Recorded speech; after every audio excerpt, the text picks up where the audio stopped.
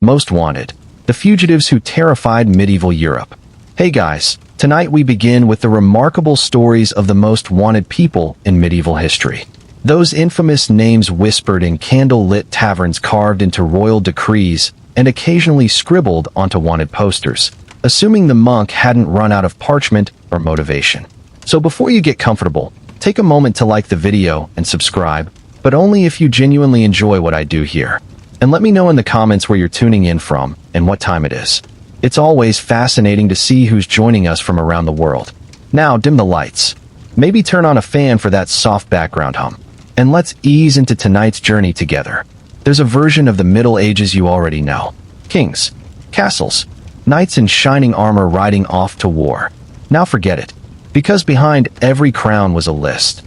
A real, physical list, nailed to church doors and read aloud in market squares. Of the people the crown wanted dead or in chains. Outlaws with prices on their heads. Heretics who vanished into forests. A prince who disappeared so completely that no one has ever found his grave. A knight so wealthy and so depraved that his own trial nearly broke the legal system that tried him. This is the story of medieval Europe's most wanted men. The ones who made kings nervous, who turned manhunts into legend, and who, in a few cases, were never caught at all. Here's a question that should be simple and isn't. What was Robin Hood actually wanted for? Not the movie version.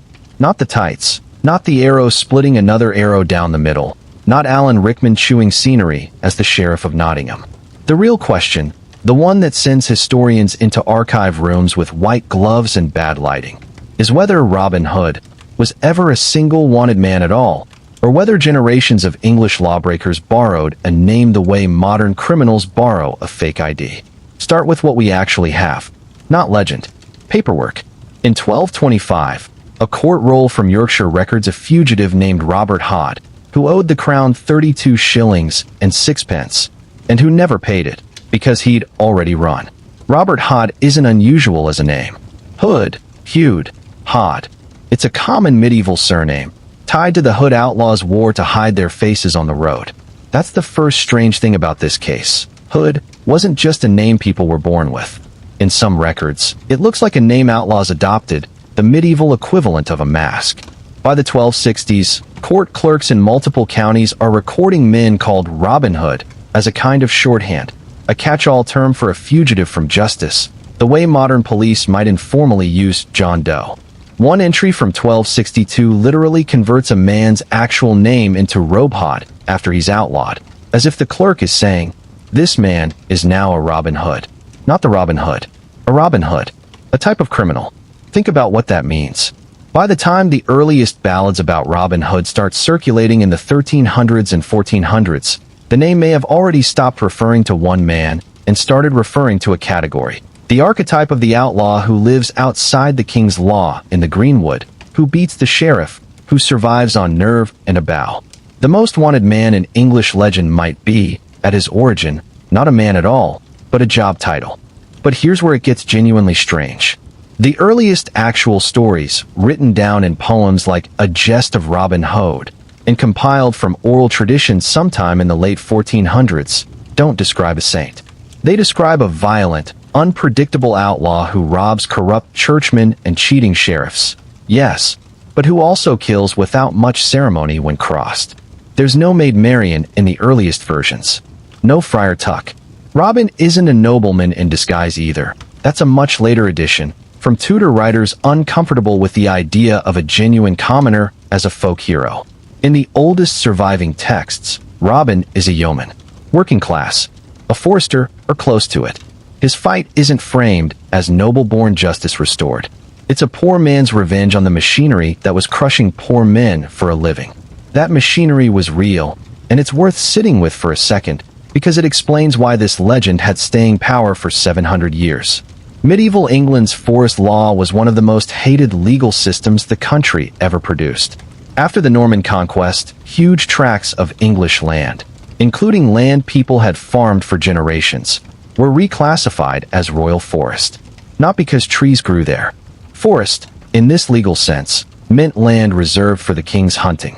Killing a deer on your own ancestral land, once it had been declared forest, could get you blinded, or mutilated, or hanged, depending on the century and the king's mood.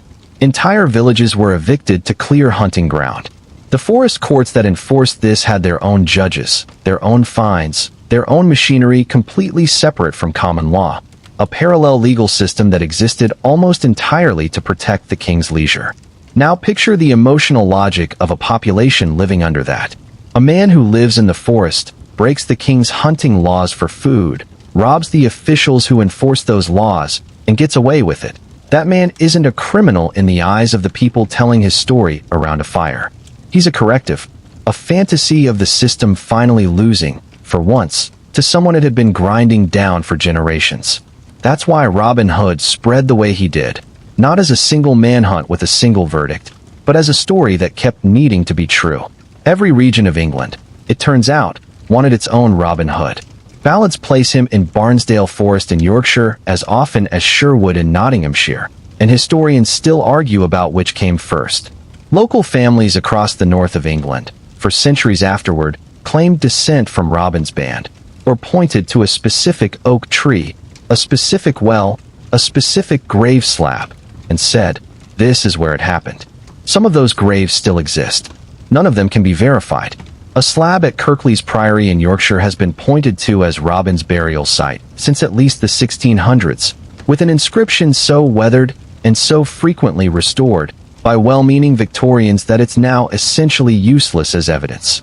And this is really the core of what makes Robin Hood the strangest entry on a list of most wanted medieval fugitives. There was never a warrant with his actual face on it, because there was no fixed him to put a warrant on. What existed instead was a wanted poster shape: outlaw, forest, bow, sheriff, injustice, that got filled in, generation after generation, by whichever real fugitive story fit it best. Legal records from the 1300s show real men actually being nicknamed Robin Hood, as an insult or a warning, the name already functioning as shorthand for defiance of royal law a century before the first surviving ballads were written down. So who do modern historians think the closest real candidate might be, if there was one? The strongest documented option isn't from Sherwood at all. It's a man named Roger Godbird, a Leicestershire knight turned outlaw who fought on the losing side of the Second Barons' War in the 1260s, lost his lands when his side was defeated, and spent years afterward living as a fugitive in Sherwood Forest itself, repeatedly evading capture by the local sheriff, a sheriff whose name, in some records, really was tied to Nottingham. Godbird was eventually caught, imprisoned, and later pardoned. He's not a perfect match. No one thinks he invented the legend single-handedly. But he's close enough. Displaced by war, criminalized by a system he used to serve, hiding in the actual forest, evading the actual office of sheriff, that some historians treat him as the closest thing to a real skeleton the legend was built around. What's genuinely unsettling, if you sit with it, is that we may never know which is true. That Robin Hood was one man whose deeds got exaggerated across centuries of retelling, or that Robin Hood was never one man at all, just a name English peasants kept handing to whichever fugitive, in whichever county, in whichever decade, was currently making a fool of the local sheriff. Either way, the Crown never closed the file. There was no execution, no confirmed capture, no final court record that says, "This is the man, and this is how his story ended." The most wanted outlaw in English history is the one case on this list with no confirmed ending at all. And maybe that's exactly why he outlasted everyone else on this list. A dead outlaw is a historical footnote. An outlaw who was never caught is a promise that the woods are still out there, and the law still doesn't reach all the way into them. In the autumn of 1462, the most powerful army in the world marched into Wallachia to hunt one man, and found nothing but silence, ash, and 40,000 corpses on stakes. That man was Vlad III, prince of a small Balkan territory wedged between two empires that both wanted him gone. To the Ottomans, he was a rebellious vassal who'd stopped paying tribute and started murdering their envoys. To the Hungarians, he was a useful weapon they'd later decide was more dangerous loose than caged. And to his own boyars, the noble class he ruled over, he was, quite literally, the most feared man any of them had ever served. To understand why Vlad became one of the most hunted men in 15th century Europe, you have to understand what Wallachia actually was. a small principality with no real chance of surviving on its own, squeezed between the expanding Ottoman Empire to the south and the Kingdom of Hungary to the north, both of whom treated Wallachian princes less like independent rulers and more like chess pieces to install, remove, and replace whenever it suited them. Vlad's own father, Vlad II, had been forced to send his sons, including the future Vlad III, to the Ottoman court as hostages, a common practice meant to guarantee a vassal ruler's loyalty. Vlad III spent years of his adolescence essentially imprisoned in Ottoman territory, watching how the empire that held him worked from the inside. That detail matters more than it might seem to. The years Vlad spent as an Ottoman hostage taught him Ottoman language, Ottoman court politics, and, historians generally agree, a working knowledge of exactly how far Ottoman patience could be pushed before it turned violent. When he finally took the Wallachian throne for a second, more lasting reign in 1456, he didn't rule like a man grateful for what the Ottomans had allowed him. He ruled like a man who had studied his captors and decided he could beat them. For the first few years, he paid the required tribute, played the diplomatic game, and consolidated power at home, and he did that with a brutality that terrified his own nobility long before it worried the Ottomans. Vlad had watched his father and older brother murdered by rival Wallachian boyars in a palace coup, and when he took power, he didn't forgive or forget. According to multiple chronicles, he rounded up a large number of the boyars responsible, along with their families, and either executed them or forced them into a brutal march to rebuild a fortress at Poenary, worked until they collapsed. This wasn't an isolated act. Impalement, in particular, became something close to his signature.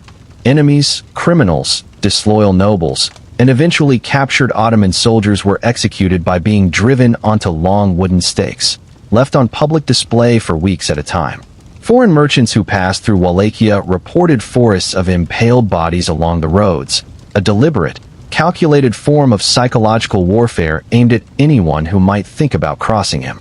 The break with the Ottomans came in 1461 and 1462, when Vlad stopped paying tribute, refused to hand over the traditional quota of boy hostages the empire demanded from vassal states, and then escalated in a way that made war effectively unavoidable.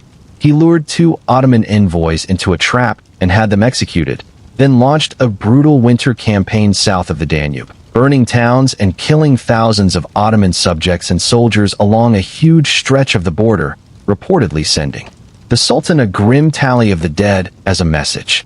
That message reached Sultan Mehmed II, the same sultan who had conquered Constantinople only 9 years earlier and considered himself, with good reason, one of the most powerful rulers on earth. Mehmed didn't send a punitive raid.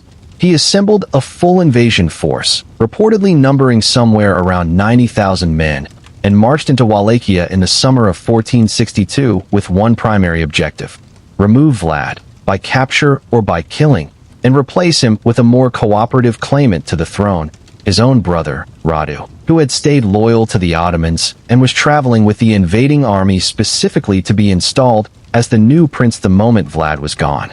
What happened next is the part of Vlad's story that made his reputation permanent, for better and for worse.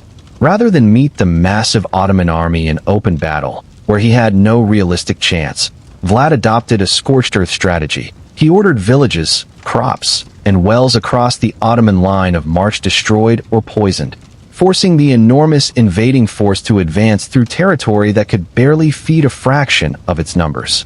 He harassed the column with hit-and-run raids at night, using small, mobile groups who knew the terrain and vanished before the Ottomans could organize a response. And then, in what became the single most infamous moment of his reign, he staged what chroniclers called the night attack, a raid deep into the Ottoman camp itself, aiming directly for the Sultan's tent, throwing the enormous army into chaos in the dark before withdrawing. Mehmed's forces pressed on toward Vlad's capital anyway, and found what has become one of the most notorious images in medieval history. Along the road to Targovist, the Ottoman army encountered what chroniclers described as a field of roughly 20,000 impaled bodies, a mixture of Ottoman prisoners and, in some accounts, Wallachians suspected of collaboration, left rotting on stakes as a deliberate deterrent.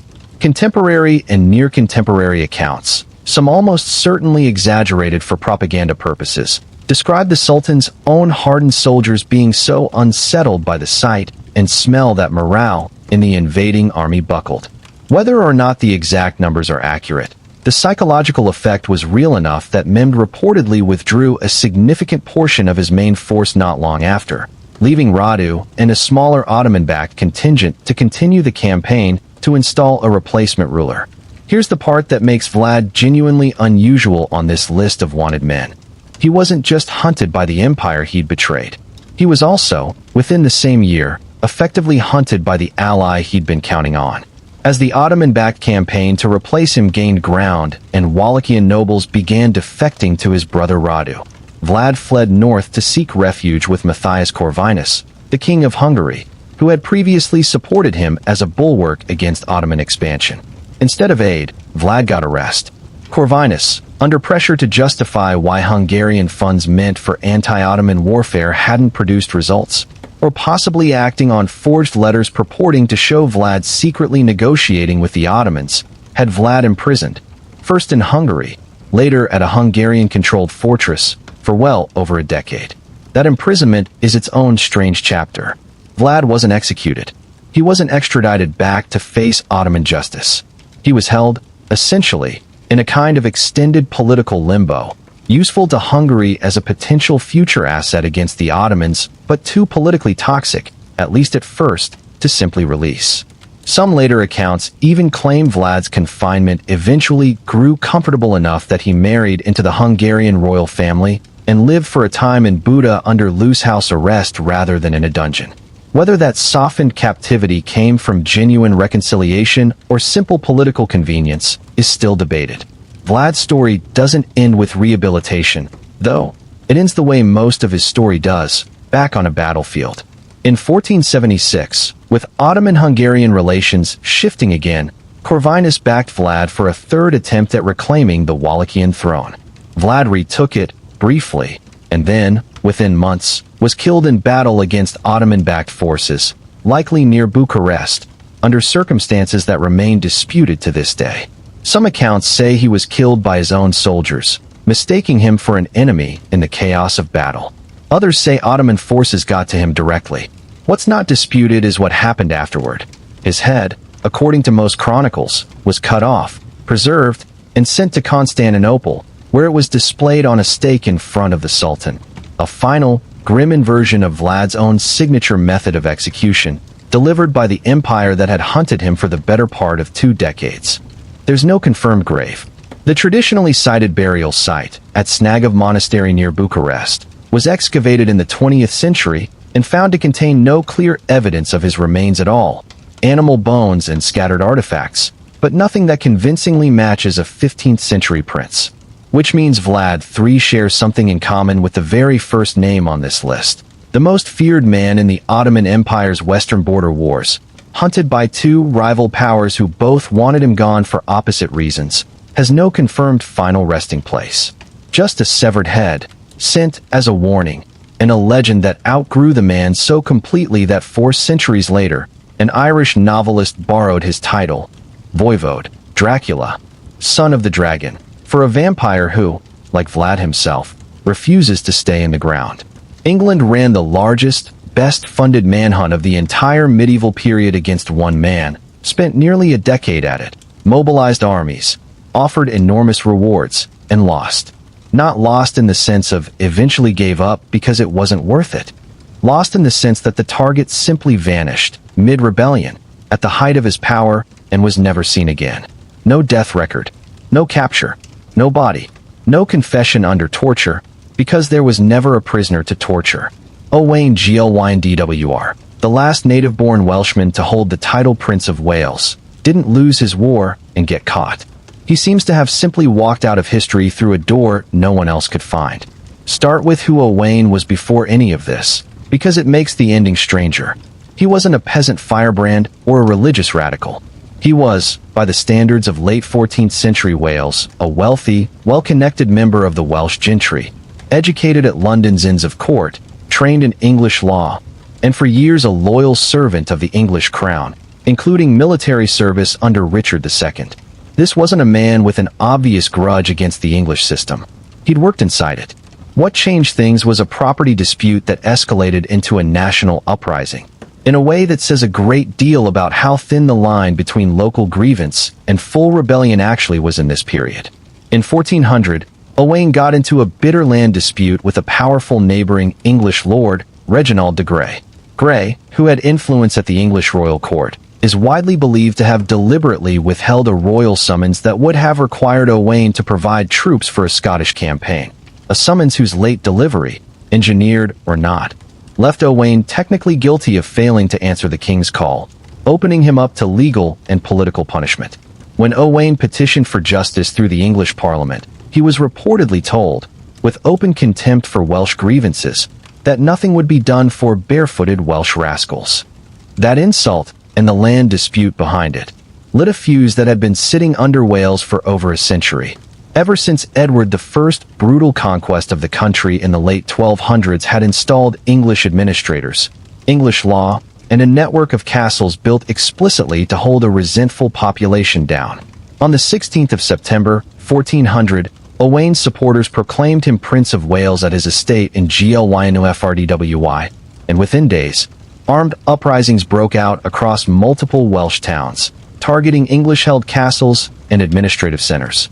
What started as a personal grievance had become, within a matter of weeks, a national war of independence, the first Wales had mounted in over 100 years. For roughly the next 9 years, Owain ran a genuine parallel government. He held parliaments at Machynlleth and Harlech. He negotiated directly with the King of France, securing military support and a formal treaty of alliance. A Welsh head of state signing international agreements as an equal, something no other native Welsh leader had managed since the conquest. He opened diplomatic contact with rebellious factions inside England itself, including a formalized plan, the so-called tripartite indenture, to divide England and Wales between himself and two allied English noble families, if their combined rebellion succeeded. He planned an independent Welsh church, separate from the authority of Canterbury. He called for 2 universities to be built in Wales, one in the north and one in the south, a plan for Welsh higher education that wouldn't actually be realized for another 500 years. The English crown, under Henry IV and later the future Henry V, treated this as an existential threat, and the response shows exactly how wanted a man Owain had become. Multiple royal campaigns marched into Wales specifically to capture or kill him, several personally led by the King or the Prince of Wales, the same Prince Henry who would later win Agincourt, cutting his military teeth almost entirely on failed attempts to run Owain to ground. The English Parliament passed punitive laws targeting Welsh people broadly, restricting Welsh land ownership, banning Welshmen from holding public office or bearing arms in fortified towns, even barring Welsh children from being educated for certain professions. It was an entire legal apparatus built around the idea that Wales itself needed to be punished for producing him. Bounties went on Owain's head. English chroniclers, half out of genuine fear and half as propaganda to make his eventual capture look more impressive, started attributing supernatural powers to him. He could summon storms, they said.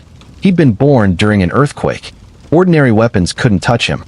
Shakespeare, writing 2 centuries later in Henry IV, Part 1, put a version of this reputation directly into the character's own mouth, having Owain boast that he can call spirits from the vasty deep, to which another character dryly replies that anyone can call them.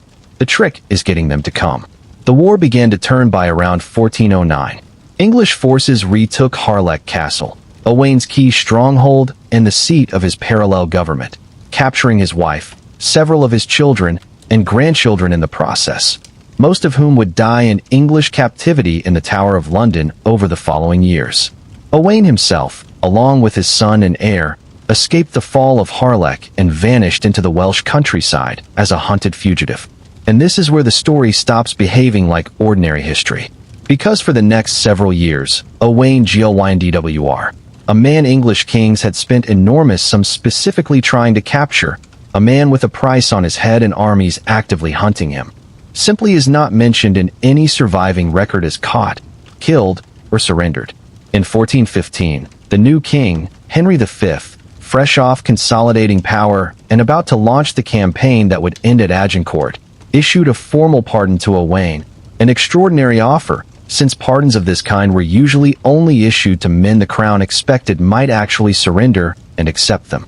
As far as any surviving record shows, Owain never took it. He never appeared to accept the pardon. He never appeared anywhere again. The most commonly accepted theory among historians is that Owain spent his final years in hiding with one of his surviving daughters, likely in Herefordshire on the English side of the border, protected by a small, deeply loyal circle who never betrayed him despite what would have been substantial reward money on offer. Welsh folk tradition names 1415 as roughly the year of his death, and a somewhat more detailed, though still uncorroborated, account written decades later by a chronicler named Adam of Usk claims Owain died of natural causes around that year, having never been captured, tried, or forced to submit. No grave has ever been conclusively identified. Multiple sites across Herefordshire and Wales have been proposed over the centuries. A claim tied to the church at Monnington on the Wye is the one most historians treat as plausible, but nothing has ever been confirmed through excavation or documentary proof. Which means that England's most expensive, most sustained, most politically important medieval manhunt ends, as far as the historical record is concerned, with a shrug. Not a battle, not a scaffold, not even a rumor solid enough to build a monument on. That absence became its own kind of legend. For Welsh nationalism in every century since, the fact that Owain was never caught, never surrendered, and never had his death formally verified by his enemies has functioned as something close to a promise. Wales's national anthem doesn't invoke a defeated rebel. Welsh identity, for 600 years, has had access to something rarer, a leader whose story never technically ended, because the manhunt that was supposed to end it simply ran out of road first. In the winter of 1307, a religious reformer named Dolcino was leading roughly 1,000 followers, including women, children, and elderly people, through the frozen passes of the Alps, hiding from an army raised for one purpose: to hunt him down and end the movement he'd built, permanently. That army had been sanctioned by the Pope himself. To understand why the Catholic Church treated one preacher's followers as dangerous enough to warrant a formal crusade, you need to understand where Dolcino came from, and it wasn't nowhere. He inherited a movement, not founded one from scratch. A religious reform group called the Apostolic Brethren, established decades earlier by a preacher named Gerard Segarelli, who taught a simple, radical idea that the church of his own era had become corrupted by wealth and power, and that true Christian life meant returning to the poverty and simplicity of the earliest apostles. Segarelli's followers gave away possessions, wandered as itinerant preachers, and refused to recognize the authority of a clergy they viewed as having betrayed its founding mission. This was not a fringe complaint unique to one strange preacher in northern Italy. It echoed grievances rippling across large parts of 13th and 14th century Europe, where the visible wealth of the institutional church, its land holdings, its political entanglements, its taxation of ordinary peasants, sat in obvious, uncomfortable contrast with a religion that had been founded, at least in its own scripture, by an itinerant preacher who owned essentially nothing. The church's response to that contrast, across this period, was rarely self-reflection. It was suppression. Segarelli himself was arrested multiple times for heresy and was eventually burned at the stake in 1300. Dolcino, who is generally believed to have joined the Apostolic Brethren sometime in the 1290s and rose to lead the movement after Segarelli's execution, didn't back down in response to his predecessor's death. He escalated. Under his leadership, the movement's theology sharpened into something closer to open apocalyptic prophecy. Dolcino taught that the institutional church, particularly the papacy itself, had become so corrupt that it represented a genuine agent of evil in the world, and that a period of divine punishment and purification was imminent, after which true, apostolic Christianity would be restored. He organized his followers into a more disciplined community, still committed to poverty and simplicity, but now armed and prepared to defend themselves, a shift that turned a wandering preaching movement into something the institutional church could plausibly frame as an armed insurrection. That framing mattered enormously, because it's what allowed Pope Clement V to authorize something well beyond ordinary heresy proceedings. In 1306, the Bishop of Vercelli, backed by papal authority, organized a formal military campaign against Dolcino's community, which had by then relocated to a fortified position in the mountains near Novara, in Piedmont. This wasn't a local sheriff's posse. It was recruited, funded, and blessed as a crusade, carrying the same religious and legal status, at least in the church's own framing, as campaigns launched against Muslim forces in the Holy Land or against other declared heretical movements like the Cathars in southern France decades earlier.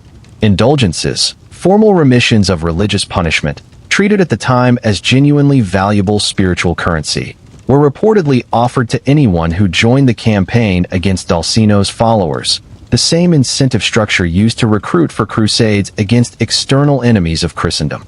What followed was roughly a year of siege warfare, played out across brutal alpine terrain, between a heavily armed crusading force and a community that, whatever its unconventional theology, was primarily made up of ordinary people, including significant numbers of women and children, trying to survive winters at high altitude while being actively hunted. Dolcino's group repeatedly relocated to more defensible mountain positions as their previous strongholds were besieged or fell, most notably to a fortified position on a peak that would later become known as Monte Rebello, in honor of this last stand. Contemporary and near-contemporary accounts describe conditions inside the besieged community deteriorating severely over the winter of 1306 and 1307, starvation, disease, and freezing conditions killing significant numbers of Dolcino's followers even before the crusading army's final assault. The final assault came in March of 1307. The crusading forces, after repeated failed attempts, finally breached the community's mountain defenses, in part reportedly aided by local guides familiar with terrain that had previously protected the besieged group. What followed was less a battle than a massacre. Accounts describe large numbers of Dolcino's remaining followers killed in the fighting or in its immediate aftermath, with survivors, including Dolcino himself and a companion, a noblewoman named Margherita who had joined the movement and remained loyal through the entire siege, captured rather than killed outright. Their capture didn't end the story mercifully. Both Dolcino and Margherita were handed over to the Bishop of Vercelli's authority and subjected to a public execution designed explicitly as a deterrent to anyone who might consider following a similar path. Contemporary chronicles describe a prolonged, deliberately brutal execution by burning, preceded by torture inflicted publicly as the condemned were paraded through nearby towns. The point wasn't only to kill them. It was to make an example severe enough that no rational person would risk repeating the challenge Dolcino had made. What makes Dolcino's case distinct from most other entries on this list is the scale of the institutional response relative to the actual threat involved. This wasn't a rebellion against a crown, with armies and territory and a claim to a throne. It was a religious reform movement. Its central complaint, that the church had become too wealthy and too worldly, was shared in less openly defiant form by a significant portion of ordinary lay Christians across Europe at the time, and it would resurface in various forms for the next 2 centuries, eventually feeding directly into movements like the followers of Jan Hus in Bohemia, and, much later, the Protestant Reformation itself. The fact that the papacy responded to Dolcino specifically with a formally sanctioned crusade, rather than more conventional heresy proceedings, suggests the institutional church understood something the historical record bears out. Ideas about apostolic poverty and clerical corruption were far more dangerous to the existing order than a single preacher's personal fate would suggest. Dolcino didn't get a legend the way Robin Hood or Owain Gilles did. There's no folk hero mythology built around him in the centuries that followed, no ballads, no claimed descendants. What he got instead was something quieter and, in its own way, more haunting. 6 centuries later, Italian anti-fascist partisans hiding in the same alpine terrain during the Second World War reportedly invoked his memory, recognizing in his story the same basic shape their own resistance was taking. Ordinary people, hunted through mountain passes in winter, by a much larger and better-armed force determined to make an example of them. The manhunt for Dolcino ended in complete, total success for the institution that ordered it. And it still didn't manage to kill the idea he'd been executed for holding. For a few days in June of 1381, a man almost no one in the English government had heard of before that spring controlled the largest armed force inside London, and negotiated, as something close to an equal, with a 14-year-old king. Then he was dead on the ground at Smithfield, cut down in front of the same king he'd come to bargain with. And within days the crown's propaganda machine had turned him into the single face of blame for the largest popular uprising medieval England ever produced. We genuinely don't know very much about who Wat Tyler was before 1381. Some records suggest he may have served as a soldier in France during the 100 Years' War. Others suggest he was, as his name implies, a tiler or roofer by trade, based in Kent. What's clear is that by the time the Peasants' revolt exploded into full uprising, Tyler had emerged, almost from nowhere as far as the historical record shows, as the principal military leader of the Kentish contingent, one of the largest and best organized branches of a rebellion that, within a matter of weeks, would draw in tens of thousands of participants from across southeastern England. The immediate trigger was a poll tax, a flat tax levied per head, regardless of income, imposed for the third time in 4 years to help fund England's ongoing and increasingly unpopular war with France. But the poll tax was really just the spark. What it landed on was decades of accumulated tension left over from the Black Death, which had killed somewhere between a third and half of England's population a generation earlier, and had fundamentally scrambled the economics of labor in the process. With so many fewer workers available, surviving peasants and laborers found themselves, for the first time in generations, with genuine leverage, the ability to demand higher wages, better terms, even freedom from the remaining vestiges of feudal serfdom, simply because landlords desperately needed hands to work the fields. The response from the landed and ruling classes had been aggressive legal suppression. Laws like the Statute of Labourers attempted to freeze wages at pre-plague levels by force, criminalizing workers who tried to negotiate for more, or who left one lord's land to work for another offering better terms.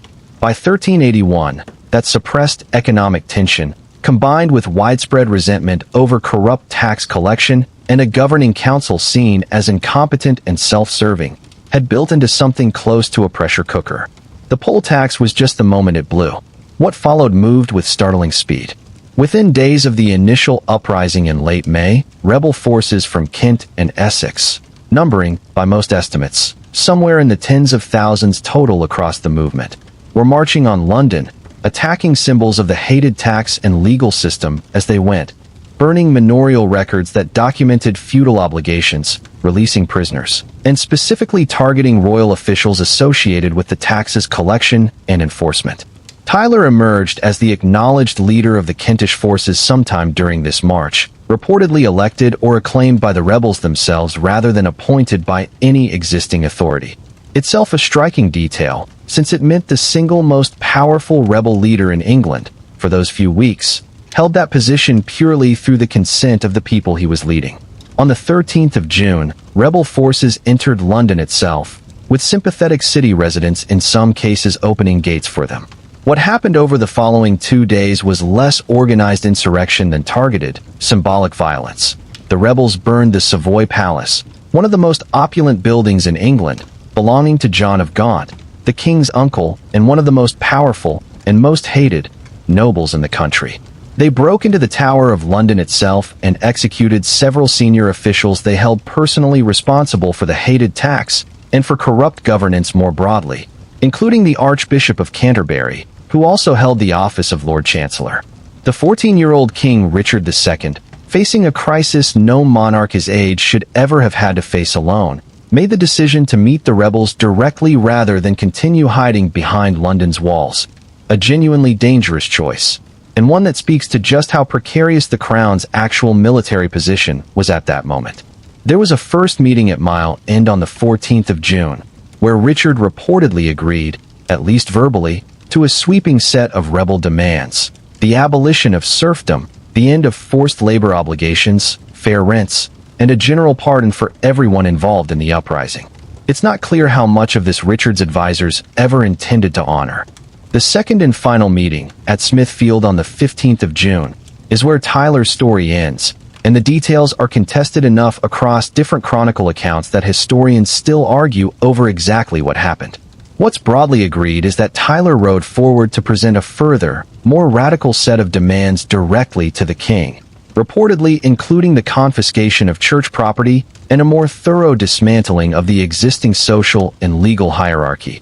and that some kind of confrontation broke out between Tyler and members of the King's party, including the Lord Mayor of London, William Walworth. Chronicle accounts differ on whether Tyler drew a weapon first, whether he was behaving with what royal officials considered inappropriate familiarity or disrespect toward the king, or whether the confrontation was essentially engineered by Walworth and the king's men looking for an opportunity to eliminate the rebellion's leadership at the moment it was most exposed. What's not disputed is the outcome. Walworth struck Tyler, other members of the king's party finished the job, and Tyler was killed on the spot, in full view of both the assembled rebel forces and the king himself. What happened in the immediate aftermath is, in its own way, one of the most audacious pieces of crisis management in medieval English history. With the rebel leader dead and the massive assembled crowd on the verge of violent retaliation, the young king rode forward alone, toward the armed and furious rebels, and reportedly declared himself their leader now, telling them he would grant everything they'd been promised, and asking them to follow him out of the city peacefully. It worked. The rebellion, deprived of Tyler's leadership at the exact moment it needed it most, began to disperse. The crown's promises did not survive the summer.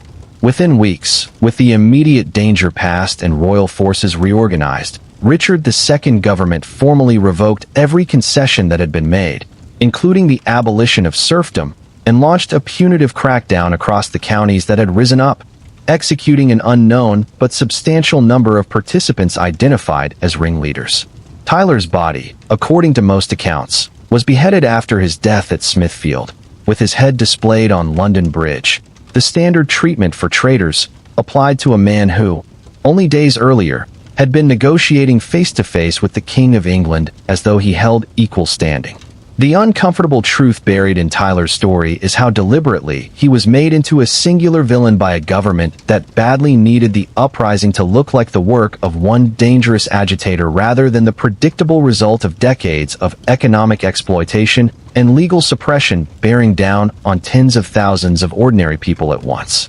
Chroniclers writing in the aftermath, most of them clerics or officials with obvious sympathies toward the crown and the church, painted Tyler as an especially violent, opportunistic figure, a useful narrative for a ruling class that needed the revolt's underlying grievances to seem like the product of one bad man's ambition, rather than a genuine, broad-based judgment on how England was being run.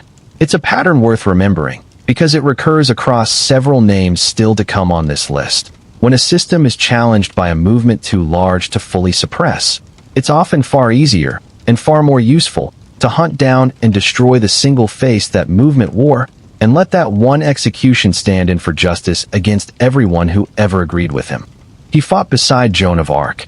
He was made a Marshal of France, one of the highest military honors the kingdom could grant, before he turned 30. And within a decade of standing at the height of French nobility, he was hunted down by his own church and his own peers for crimes so disturbing that the men prosecuting him reportedly struggled to read the full confession aloud in open court. Gilles de Rais is, by a wide margin, the most disturbing name on this list, and it's worth being direct about why his story matters here rather than treating it as simple shock value. His case is one of the clearest examples in medieval Europe of what it actually took to bring down a man of enormous wealth and noble rank, because it took an alliance between secular and church authority working in unusual, deliberate coordination against a defendant whose money and status would ordinarily have insulated him from exactly this kind of prosecution. Gilles inherited one of the largest fortunes in France as a young man, following the death of his parents, and used the early part of his adult life to build a genuinely impressive military career during the closing decades of the 100 Years' War. He commanded troops alongside Joan of Arc during several of her most significant campaigns in 1429, including the relief of Orleans and the subsequent march that led to the coronation of Charles VII, a campaign whose success owed a real, documented debt to Gilles's military contributions, and which earned him, at the coronation itself, the rank of Marshal of France, one of only a handful of men to hold that title. After Joan's capture and execution in 1431, Gilles's public military career effectively ended, and what followed instead was one of the most extravagant and financially reckless periods of spending by any nobleman in French history. He staged an enormous, lavishly produced theatrical work celebrating the Siege of Orleans, funded almost entirely out of his own pocket, employing hundreds of performers and requiring costumes and props on a scale that essentially bankrupted him within a few years. He funded an extraordinarily elaborate private chapel, staffed with a full complement of clergy, choristers, and religious officials rivaling institutions maintained by far wealthier and more powerful figures. By the mid-1430s, Gilles had sold off, mortgaged, or otherwise disposed of a significant portion of his family's vast landholdings, alarming his own relatives enough that they successfully petitioned the French crown to formally restrict his ability to sell any further property, an unusual and humiliating legal intervention for a man of his rank. It was against this backdrop of collapsing finances and reportedly growing interest in occult practices, allegedly including attempts to use alchemy and demon summoning to recover his fortune, that the accusations began to surface that would eventually destroy him. Starting sometime in the early 1430s and escalating over the following years, children, overwhelmingly young boys, drawn largely from poor families in the areas surrounding Giles's remaining estates, began disappearing in numbers too large and too geographically concentrated to easily explain away. The investigation that eventually brought Gilles down began not with the direct disappearances themselves, but with an unrelated dispute. In May of 1440, Gilles, in an apparent fit of anger, led an armed raid on a church at Saint-Étienne-de-Mer-Mort, seizing a cleric during what had been a property disagreement, an act that directly violated ecclesiastical authority and immunity, giving the Bishop of Nantes, Jean de Malestroit, formal legal grounds to open an investigation into Gilles. Once that investigation began, though, it expanded rapidly beyond the original church dispute, as testimony from local families about missing children, combined with rumors that had apparently been circulating for years without formal action, gave church investigators grounds to pursue a far more serious set of charges. What followed was a joint prosecution, conducted with unusual coordination between ecclesiastical and secular courts, the church pursuing charges of heresy, apostasy, and the alleged summoning of demons, and secular authorities pursuing charges of murder. This dual-track prosecution mattered enormously for the case's outcome, because it meant Gilles couldn't rely on the kind of jurisdictional protection or noble privilege that might have shielded him from a purely secular prosecution, nor could he count on the more limited, often lenient treatment sometimes extended by church courts to nobility in purely ecclesiastical matters. The trial, which opened in Nantes in the autumn of 1440, produced testimony from dozens of witnesses, including household servants who described their roles in luring children to Giles's estates and disposing of remains afterward, under threat of torture, a threat that, according to court records, he was shown the instruments for directly. Gilles ultimately confessed at length to the murders of a large number of children, describing his crimes in disturbing detail that court clerks recorded, but that later copyists and historians have generally treated with some caution. Given both the coercive circumstances of the confession and the near-total absence of surviving physical evidence, since remains were reportedly disposed of by burning, the number of victims remains genuinely disputed among historians to this day, with contemporary estimates during and immediately after the trial ranging from several dozen up toward suggestions of well over 100, figures that some modern historians consider plausible given the scale of testimony and the number of families who came forward, while others argue the total was likely exaggerated, whether by the terrified confession of a man facing execution, by investigators seeking a maximally damning case, or by the sheer difficulty of establishing hard numbers in an investigation with almost no forensic capability by modern standards.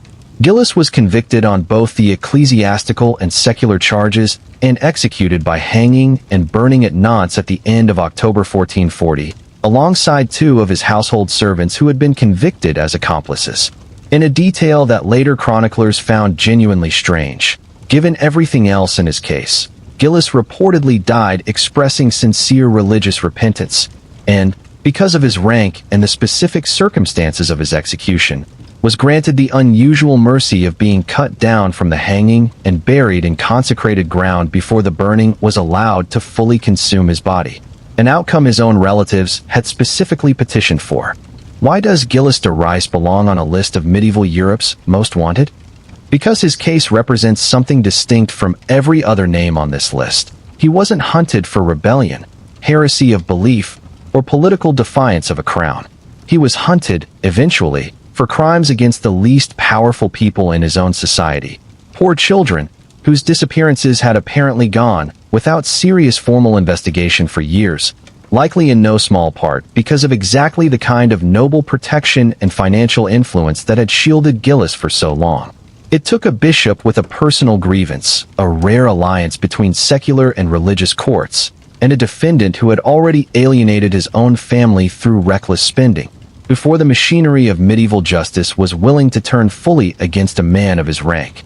In a period whose legal systems moved with real speed and force against outlaws, rebels, and heretics who threatened the existing order directly, Gilles de Rais's case is a genuinely uncomfortable reminder of how much slower and how much harder to trigger that same machinery could be when the victims were simply poor. There's a reason the word assassin exists in nearly every European language, and it doesn't come from a dictionary. It comes from a mountain fortress in Persia, a religious order that terrified sultans and crusader kings alike, and a man who never personally killed anyone he's remembered for killing.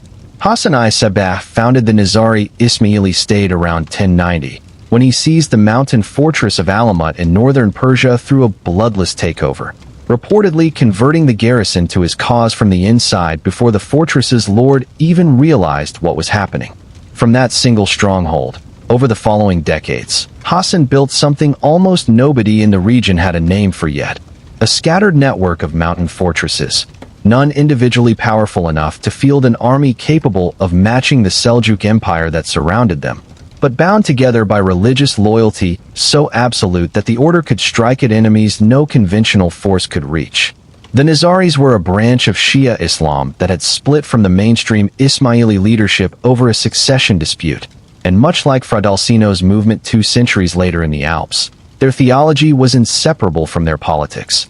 They rejected the authority of the reigning Sunni Seljuk establishment as illegitimate, and Hassan built a doctrine around absolute obedience to the order's leadership as a religious duty. What made the Nizaris uniquely dangerous wasn't numbers. It was method. Unable to fight the Seljuk Empire's armies directly, Hassan's followers instead targeted its leadership: viziers, generals, rival religious authorities, sometimes rulers themselves, through carefully planned, up-close assassinations, often carried out by operatives, known as Fugitives, who accepted they would likely be killed or captured immediately after completing the act, and who apparently went to their own deaths believing the act itself guaranteed their place in paradise. The most famous victim of this strategy was Nizam al-Mulk, the powerful vizier who had effectively run the Seljuk Empire for decades, killed in 1092 by a Nizari operative disguised as a Sufi mystic who got close enough to stab him. That single killing sent a message across the entire Islamic world that no rank, however protected, guaranteed safety from the order at Alamut. Sultans began sleeping with armed guards inside their own tents. Rulers who crossed the Nizaris sometimes woke to find a dagger placed beside their pillow while they slept, undisturbed. Not an attack, but a message that an attack had been possible and hadn't happened this time. European crusaders, arriving in the Levant a few years after Alamut's founding, encountered a Syrian branch of the same order and brought garbled, often wildly exaggerated accounts of it back to Europe, including the legend, almost certainly fictional, that the order's leader, referred to in Western sources as the Old Man of the Mountain, drugged young recruits with hashish, showed them a paradise-like garden while unconscious, then convinced them the only way back to that paradise was through martyrdom in his service. That legend is where the word assassin itself is believed to originate, a European corruption of hashishin, tied to the hashish myth, even though modern historians consider the drug story almost entirely European fabrication rather than accurate reporting on actual Nizari practice.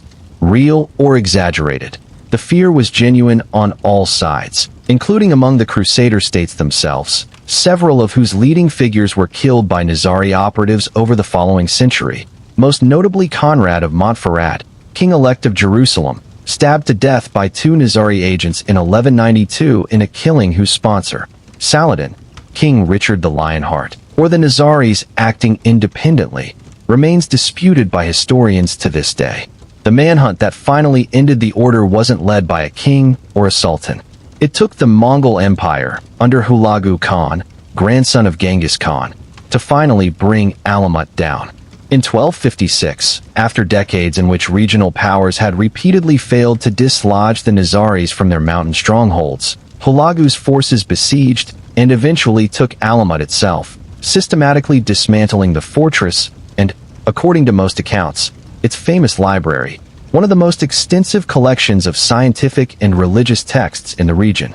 The last Nizari leader at Alamut, Rukn-al-Din Kersha, surrendered to Hulagu and was killed not long after, along with a large portion of the remaining Nizari population, in a campaign of destruction so thorough that it effectively ended 2 centuries of a movement no conventional army had ever managed to root out.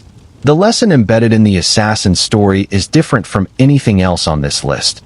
It took an empire that had already conquered most of the known world, using siege tactics refined against fortified cities across 3 continents, to finally do what the Seljuks, the Crusaders, and generations of regional rulers had all failed to manage.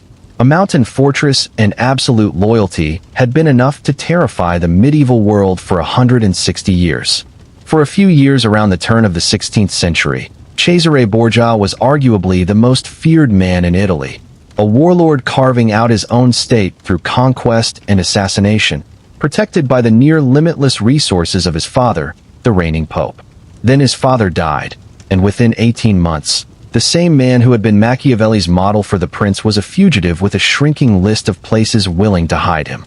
Cesare was the illegitimate son of Rodrigo Borgia, who became Pope Alexander VI in 1492, a papacy that treated the office less as a spiritual role and more as the foundation for a family dynasty, with Alexander using church resources and political leverage aggressively to advance his children's fortunes. Cesare himself, unusually, started his career in the church, made a cardinal in his late teens purely through his father's influence, before formally resigning that position in 1498 to pursue what he clearly wanted more: military command and territorial conquest, something the church itself couldn't offer a cardinal directly.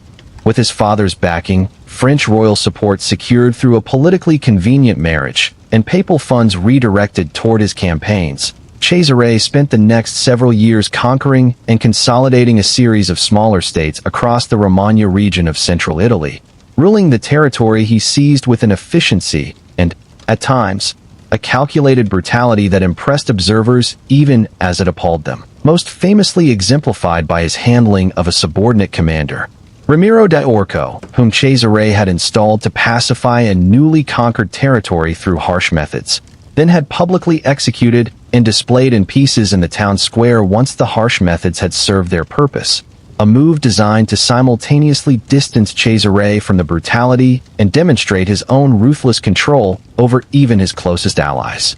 Niccolò Machiavelli, who observed Cesare directly as a Florentine diplomatic envoy during this period, would later use him as the central real-world case study for the prince, treating Cesare's blend of calculated cruelty, decisive action, and careful management of his own public image as close to a template for effective, if morally unconstrained, statecraft. The entire structure Cesare had built, though, depended on one irreplaceable asset: his father's position as pope. When Alexander VI died suddenly in August of 1503, from illness, according to most accounts, though rumors of poisoning circulated immediately given the family's reputation, Cesare's protection evaporated almost overnight. He was, by his own later account, seriously ill himself at the exact moment his father died, likely from the same fever, which left him physically unable to move quickly enough to secure his position during the critical window when a new pope was being selected. That window mattered enormously, because much of Cesare's territorial power depended on continued papal backing, and the cardinals who gathered to elect Alexander's successor were, for the most part, men who had spent years watching the Borgia family accumulate power and resented every bit of it. The new pope, Pius III, held office only briefly before his own death, but his successor, Julius II, a longtime Borgia rival who had spent years in exile during Alexander's papacy specifically to avoid Cesare's reach, made destroying what remained of Cesare's position a personal and political priority almost immediately after taking office. Julius moved fast. He stripped Cesare of his military commands, arrested him under the pretext of negotiating the surrender of Cesare's remaining fortresses, and effectively held him as a prisoner of the new papacy, while Cesare's former territories were picked apart by rival powers and local lords who had been waiting years for exactly this opportunity. Cesare, still formally a papal prisoner, was eventually allowed to travel south under guard, where a rebellion in one of his remaining fortress towns gave him a brief window to negotiate a genuine release. He didn't stay free for long. Naples, where Cesare fled next, was under the control of Spain's Ferdinand II, who initially offered him safe conduct, and then, once Cesare had arrived and was safely inside Spanish-controlled territory, had him arrested anyway and shipped to Spain as a prisoner, where he was held for roughly 2 years in increasingly harsh conditions, eventually in a genuinely remote and heavily secured fortress. Cesare Borgia, who had spent years as one of the most feared men in Italy, spent the middle years of the decade that followed his father's death as a prisoner with essentially no leverage left to negotiate with.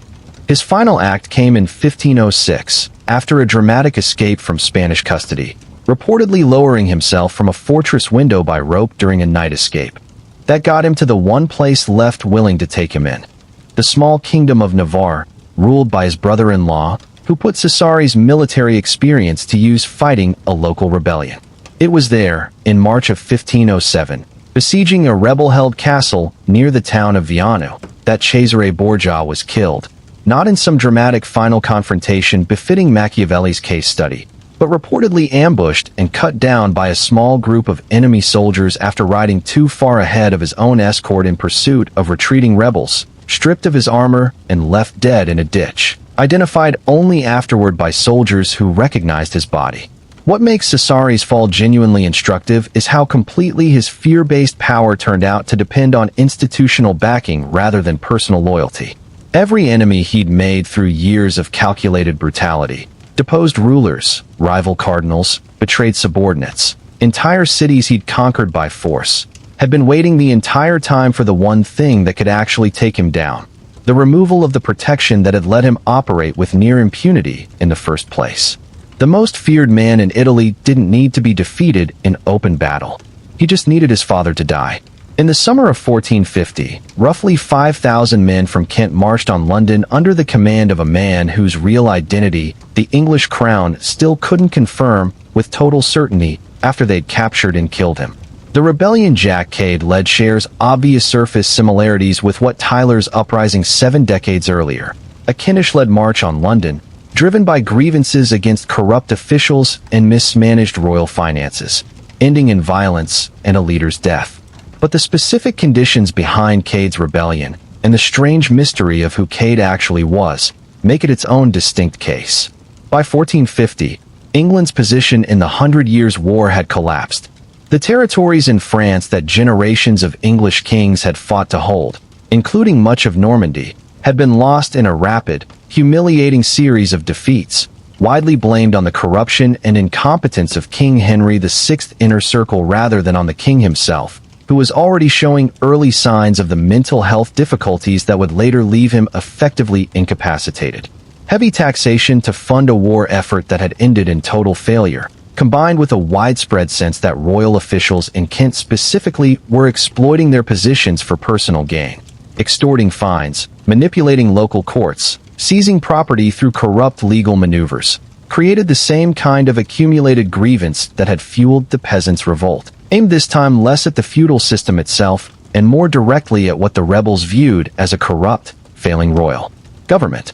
Jack Cade's rebellion began in late May of 1450, drawing support quickly across Kent and neighboring counties, with rebel forces eventually camping at Blackheath, just outside London, in numbers substantial enough to force the crown to take the threat seriously rather than dismiss it as a local disturbance. Cade and his followers presented a formal list of grievances, known as the Complaint of the Commons of Kent, which laid out specific, detailed accusations of corruption and mismanagement against named royal officials, along with demands for their removal and punishment. A document notable for how carefully it was framed as loyalty to the king combined with hostility to the men supposedly misleading him, rather than as outright rebellion against the crown itself. Royal forces sent to disperse the rebels at Blackheath were, in an embarrassing early defeat for the crown, ambushed and beaten by Cade's forces near Sevenoaks. A victory that significantly boosted the rebellion's momentum and forced the king's government into a more serious response. Cade's forces entered London on the 3rd of July, where, much like Tyler's rebellion, initial restraint gave way to targeted violence against specific hated officials. Lord Say and Seal, the royal treasurer widely blamed for financial mismanagement and corruption, along with his son-in-law, were seized and summarily executed, their heads displayed on London Bridge in the same manner traditionally reserved for convicted traitors. What broke the rebellion wasn't a decisive royal military victory. It was a shift in London's own mood. As Cade's forces, camped in Southwark across the river, began engaging in looting and disorderly conduct that started to blur the line between righteous grievance and simple criminality, London's citizens, who had initially shown at least some sympathy toward the rebels' complaints, turned against them, joining with royal forces to fight Cade's men in a violent, chaotic night battle on London Bridge itself on the 5th and 6th of July. The rebellion, having lost the goodwill that had let it operate inside the city walls at all, began to fall apart.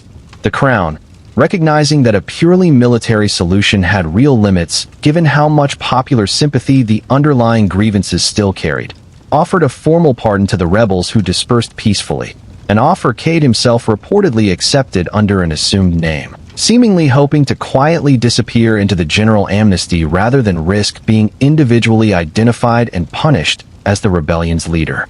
It didn't work. A price was placed specifically on Cade's head once his acceptance of the pardon under a false identity came to light, and he was hunted down in Sussex on the 12th of July, reportedly found hiding in a garden. Some accounts specify a cabbage garden, near Heathfield, by a small party led by the newly appointed Sheriff of Kent. Cade was wounded during his capture and died from those wounds before he could be formally tried, his body still subjected afterward to the standard traitor's punishment, beheading, with the head displayed on London Bridge, and portions of his body sent to be displayed in other towns as a warning. Here's where Cade's case becomes genuinely strange, in a way that echoes Robin Hood's uncertain identity from the opening chapter of this list. Even after his death, royal officials and chroniclers weren't fully confident they had accurately identified who Jack Cade actually was.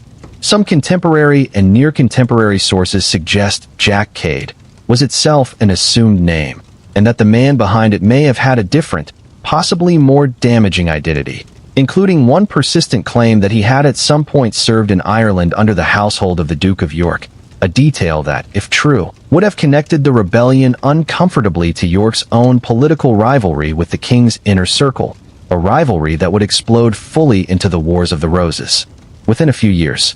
Whether Cade genuinely had ties to York, or whether that claim was a convenient piece of political propaganda deployed after the fact by the crown to discredit a rival noble, remains unresolved. What's clear is that the crown, having killed the man, still wasn't entirely sure it had correctly identified him. A strange final note for a manhunt that otherwise ended about as decisively as any on this list. Before Robert the Bruce became the king who broke English power at Bannockburn, he spent years as one of the most actively hunted fugitives in the British Isles. Excommunicated by the Pope, hunted by an English king determined to erase him personally, reduced at points to hiding in caves with a handful of followers while his own wife, daughter, and sisters were captured and imprisoned in conditions designed to break him psychologically from a distance. The path that took Robert from Scottish nobleman to hunted outlaw to king started with a killing inside a church. In February of 1306, Robert met with John Comyn, a rival claimant to Scottish leadership and, depending on the account, either a political enemy Robert genuinely distrusted or a former ally whose loyalty had become suspect, at Greyfriars Kirk in Dumfries. The meeting ended with Comyn dead, stabbed either by Robert directly or by his men in Robert's presence, in what most historians treat as either a premeditated act of political elimination or a violent argument that spiraled out of control, Accounts differ, and Robert's own later propaganda naturally favored the more sympathetic version. Killing a rival inside a church wasn't just a political crime.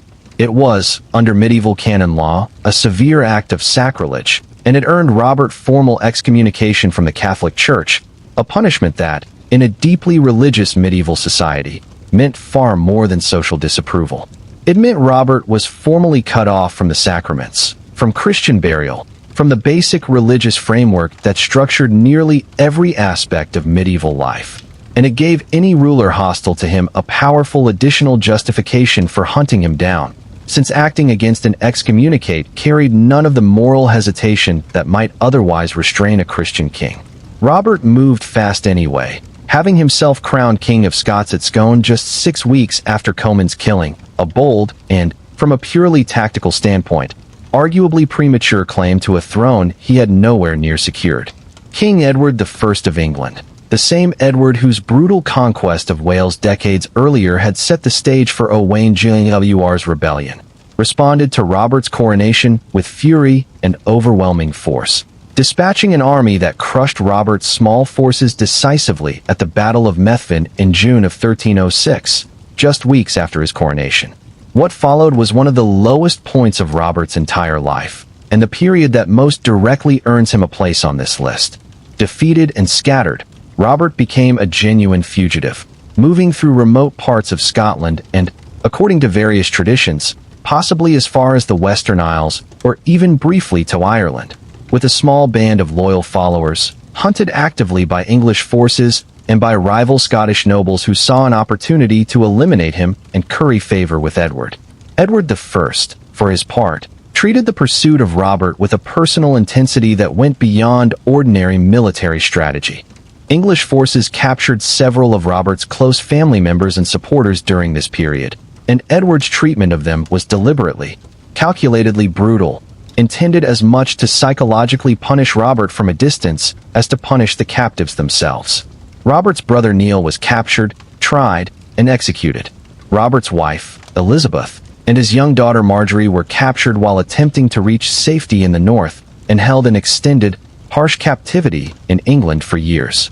2 of Robert's sisters were captured and subjected to a particularly cruel form of public imprisonment, held for a period in specially constructed cages, exposed to public view at English castles.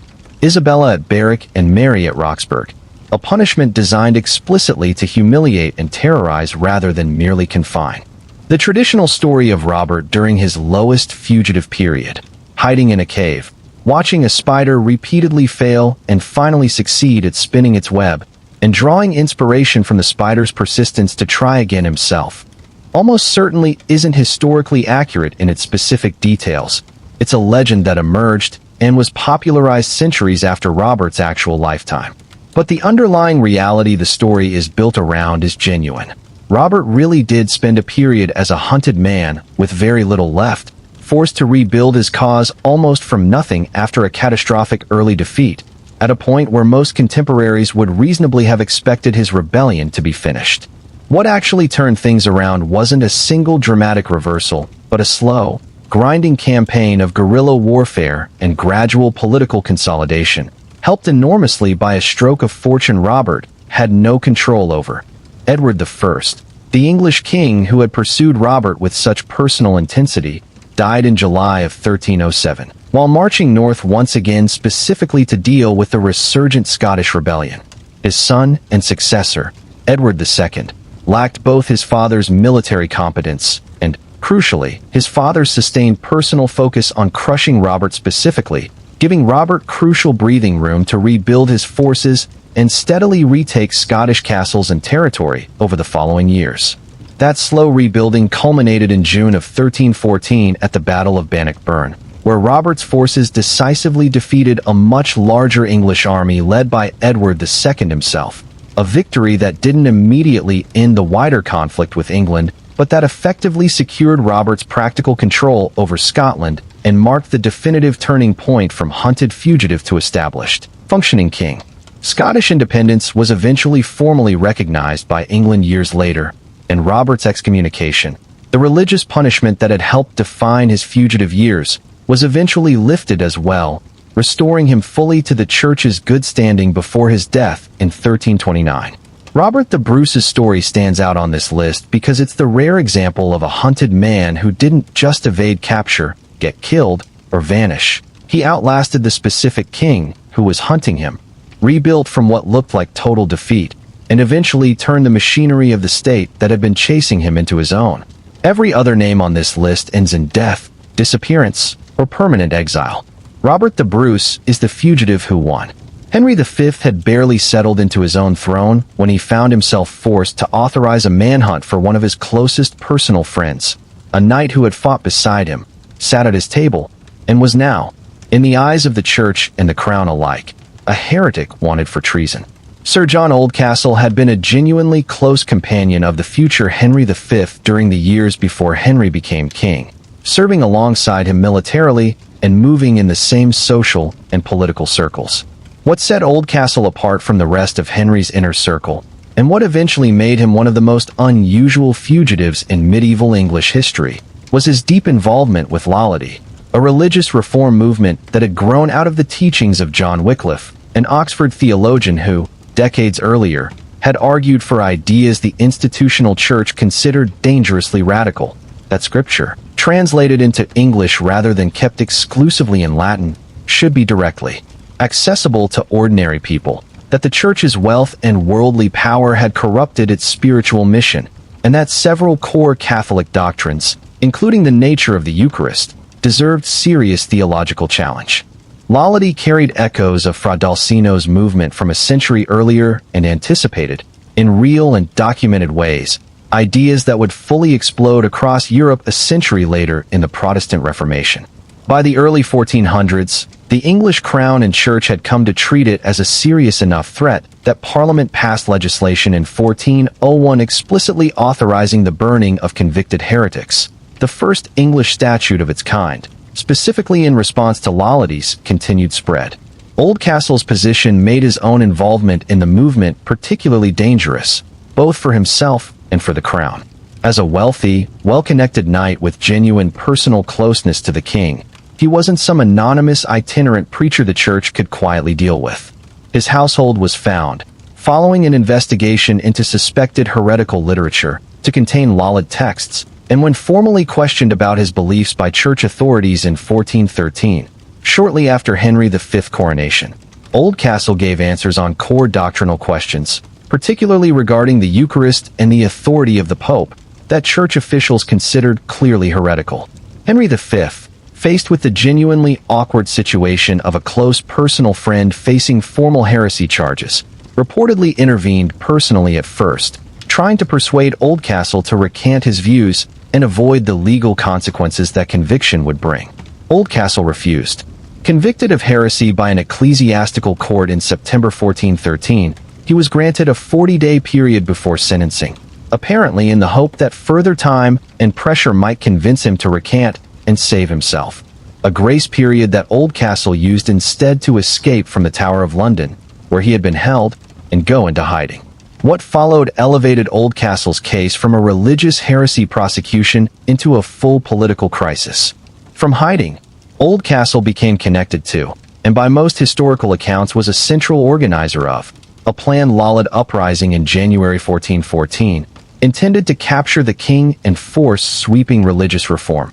An alleged plot serious enough that Henry V personally led forces to disperse an armed gathering of suspected conspirators at St. Giles's Fields, just outside London, before it could fully materialize into the uprising its organizers had planned.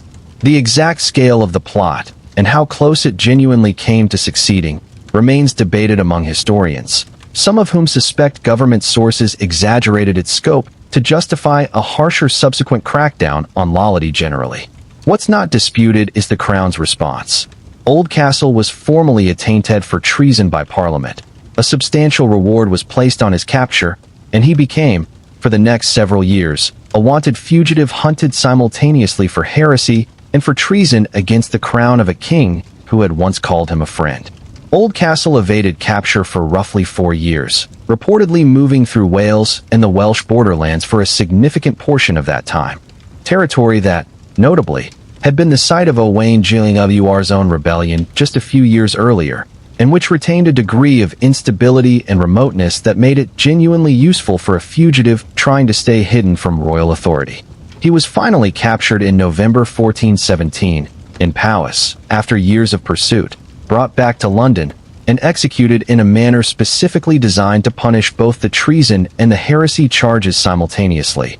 Hanged, in the traditional punishment for traitors, while also being burned, the traditional punishment for convicted heretics. His body suspended over a fire, so that both sentences were carried out at once, in a single, deliberately combined execution meant to leave no ambiguity about which categories of crime the Crown considered him guilty of. What makes Oldcastle genuinely unusual on this list is the specific combination of closeness and betrayal built into his relationship with the Crown that hunted him. Every other fugitive on this list was, from the start, an outsider to royal power in some meaningful sense, a commoner, a foreign prince, a rival claimant, a marginalized religious community. Oldcastle was, until his heresy conviction, about as close to the center of English royal power as a non-royal figure could get, personally trusted by the king who would eventually have to authorize the manhunt that ended his life. His story is a reminder that in medieval Europe, religious conviction could override every other form of loyalty a person held, including friendship with a king, and that a king, whatever personal affection he felt, generally couldn't survive politically if he was seen letting that affection outweigh the demands of church and crown. Look at these 11 men together, side by side, and a pattern starts to emerge that says more about medieval power than any single manhunt does on its own. Notice who's missing from this list. No wealthy merchant who quietly cheated his customers for decades. No minor local lord who mistreated his tenants within the ordinary bounds of feudal cruelty. No corrupt official who stayed useful enough to his superiors to avoid formal punishment. The machinery of medieval wanted justice, royal proclamations, church-sanctioned crusades, formal bounties, coordinated manhunts spanning years, and, in some cases, multiple kingdoms, wasn't primarily aimed at cruelty or even at ordinary criminality. It was aimed, again and again, at people who threatened a system story about itself. Robin Hood, whoever he really was, threatened the idea that royal forest law was legitimate and inevitable. Owain Glyndwr threatened the idea that Welsh conquest was permanent and irreversible. Wat Tyler and Jack Cade threatened the idea that the existing social and economic hierarchy was natural rather than enforced. Fra Dolcino and John Oldcastle threatened the idea that the institutional church's wealth and authority were beyond legitimate question. The Nizari assassins threatened the basic assumption that rank and fortification could guarantee a ruler's safety. Even Robert the Bruce, in his years as a hunted fugitive, threatened Edward I's core claim that Scotland's conquest was finished business. And then there's Cesare Borgia and Gilles de Rais, who complicate the pattern in an important way. Cesare wasn't hunted for threatening the system. He was, for years, the system, operating with near total impunity because his father controlled the papacy. He only became wanted once that protection disappeared, which says something uncomfortable about how much of medieval justice depended not on what a person had actually done, but on whether they currently had someone powerful enough shielding them. Gilles de Rais makes the same point from a different angle. His crimes were arguably the most horrific on this entire list, and yet the machinery of justice moved against him slowly, hesitantly, and only after a bishop with an unrelated personal grievance happened to open the door. Wealth and rank didn't just fail to protect these two men eventually. They explain why the hunt against them took so much longer to start than it did for a Kentish rebel or a wandering preacher with nothing to his name. That's the uncomfortable thread running under this entire list, once you step back far enough to see it. Medieval Europe hunted its outlaws, heretics, and rebels with real speed and real resources, but it hunted threats to the existing order far more efficiently than it ever hunted harm done to the powerless. A movement that questioned who should hold power got a crusade raised against it within months. A man who preyed on poor children for years got investigated only once he'd offended a bishop over an unrelated matter. That gap between who got hunted fast and who got hunted slow, or barely at all, tells you more about how medieval power actually worked than any single legend does on its own. None of that makes the individual stories any less remarkable. A prince who vanished so completely no grave was ever found. A rebel leader killed in front of the king he'd come to negotiate with. A fortress that took the Mongol Empire itself to finally bring down. These are some of the most dramatic manhunts in European history, and every one of them actually happened, buried under centuries of legend that eventually made the real men harder to see than the myths that replaced them. If you want the full story behind any one of these 12, let us know in the comments which manhunt you want covered next, and subscribe, because there are a lot more names on this list than 12.